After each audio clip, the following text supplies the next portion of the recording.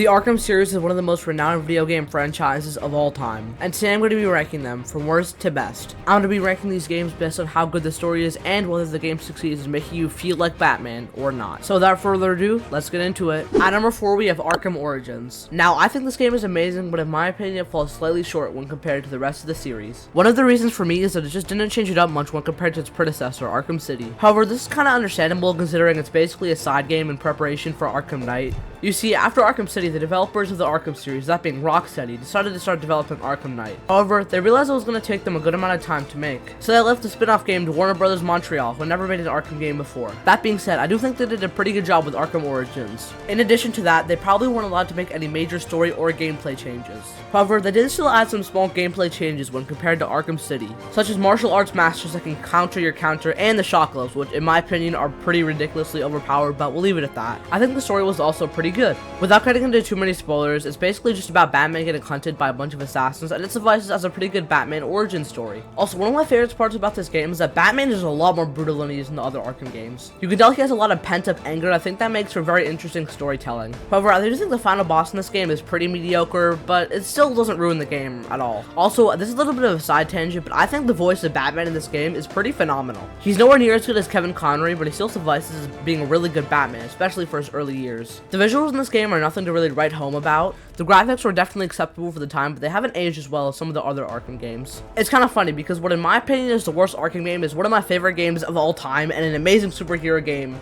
to boot. That just goes to show the exceptional quality of this series. Even though I don't think this game is exceptional when compared to the rest of the series, it's still an amazing superhero game and definitely worth playing in 2024. At number 3, I have Batman Arkham Asylum. This game kicked off the Arkham series, and to be honest, it has aged really well. It laid the foundations for everything in all the Arkham games. From the great stealth to the free flow combat system to the detective vision, all of it was originated in this game. Probably my favorite part about this game though is its atmosphere. The atmosphere in Arkham Asylum is one that has rarely been matched in video game history. From the bone-chilling intensive treatment to the Halloween-esque courtyard, this game has some amazing environments. This game has a pretty basic story. The Joker wants to get TN1, that's why he got captured in Arkham Asylum. It's really not too complicated, but it still suffices as a pretty good Batman story to this day. However, one thing about this game is today the gameplay feels a little bit janky.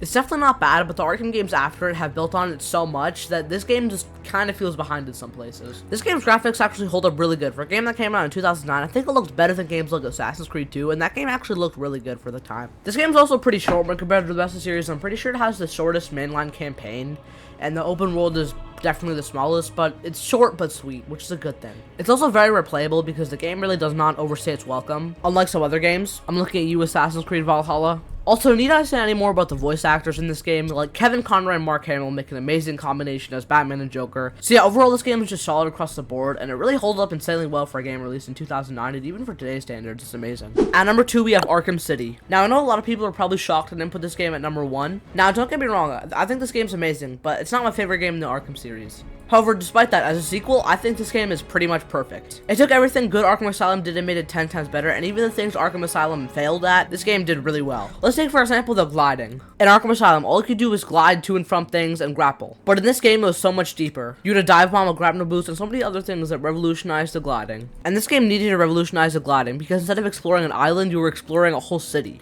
And that's another thing this game revolutionized. Instead of exploring one island, you could explore all of Arkham City. Now, granted, this was still a walled-off part of Gotham City, but it was still crazy you could explore a city rather than just an island with a few buildings on it and a few sections, and that's literally it. Not to mention, this game completely overhauled the animations. Well, not completely overhauled, but it definitely added some new ones, and it made combat all the more fluid. It just feels like the combat is faster paced. I don't know what to say. It's just the animations happen faster, and it feels like Batman is a more skilled hand-to-hand combatant. But I think Arkham Knight truly took this to the next level. Now let's talk about the story. In my opinion, the story was really good and was definitely an improvement from Arkham Asylum. I especially liked Hugo Strange in the story, and I also liked how he said Protocol 10 was started in X amount of hours. It just made the world feel more lived in and feel like you were actually passing time as the story went on, so that was pretty cool.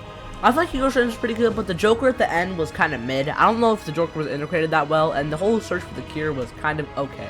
I think the story could have purely relied upon Hugo Strange, but the Joker twist at the end was pretty good, so I have mixed opinions on it. But yeah, overall this game is one of the best superheroes games of all time, and I can clearly see why people put it on the top of their Arkham list. And finally, at number 1, we have Arkham Knight. In my opinion, this is the best Arkham game, and probably one of the best superhero games ever made. This took what Arkham City did with the gameplay and just turned it up to 11. The combat feels insanely fast. You're given more gadgets for stealth, and you feel like you're going at supersonic speeds when gliding through the city. Now, despite all that, this game was kind of controversial at its release for multiple reasons. The first one was Arkham Knight himself. It was kind of predictable, but I'm not going to spoil it. The second one was the Batmobile. Now, despite people saying they wanted the Batmobile forever in the Arkham series, people still found issue with it, and that was because it was a little bit overused. And if we're being honest, I can kind of see why they were complaining about it. Now, while the Batmobile itself is great, going on chases is great, I think the tank part was a little bit scuffed.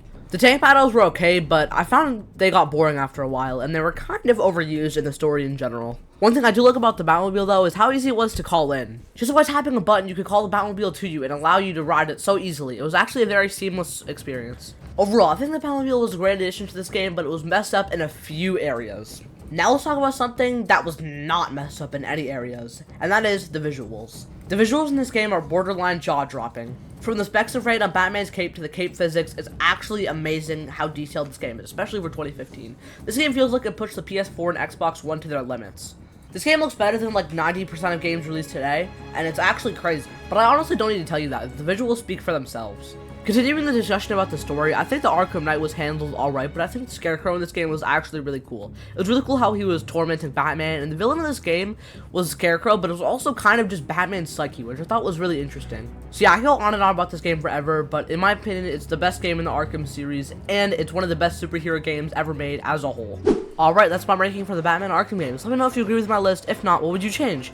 And let me know what your favorite Arkham game is down in the comments below. So yeah, I'm out, guys. Bye. See you next time.